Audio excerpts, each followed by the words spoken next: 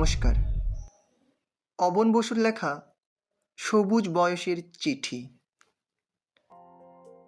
সুরঞ্জনা, দোহাই তোমার, তোমায় আজ শুনতেই হবে। এ পাড়ায় আসা মাত্র ভালোবেসে ফেলেছি তোমাকে। শুধু তোমাদের গলিতে ওই ব্যান্ড মাস্টার নাকি থাকে, সে কেন তোমার বাবার কাছে অত যায়? কথা নেই বার্তা নেই, তোমাদের ছাতে বসে গান গায়। সুর তো মোটেই আসে না। তাহলে কি বিশ্বাস করো, এইসব 7-5 ভেবে স্বপ্নেও কথা বলি, আবোল তাবোল বকি।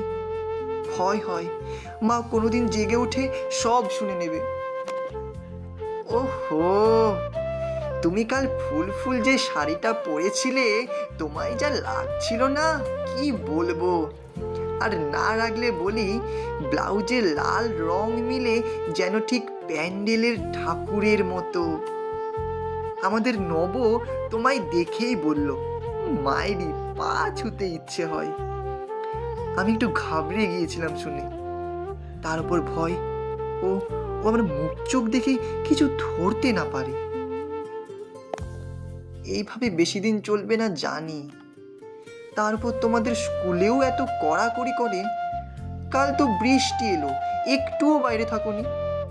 শুধু আমি সারাক্ষণ কাক ভেজা ভিজে, ওই যে তোমাদের গেটে ফুচকা বিক্রি করে বাবুলাল, আমার এক বোনকে দিয়ে তাকে খোসা মেদ করে, তাও কোনো রাস্তা নেই দেখে হাত পা ধরে নিজে এই চিঠিটাই দিতে গিয়েছিলাম।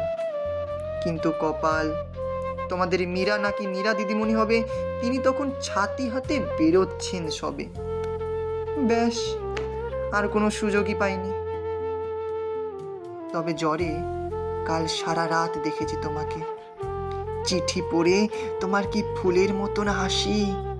তোমার ওই ফুল ছাপ শাড়ি থেকে তুলে রাশি রাশি দোপাট্টির ফুল হাত ভরে দিয়েছ আমাকে। সুরঞ্জনা, দোহাই তোমার, খুলে বলো, আমার মাথার দিব্যি, তোমায় আজ বলতেই হবে। কখনো বোঝনি তুমি? ভালোবেসে ফেলেছি তোমাকে।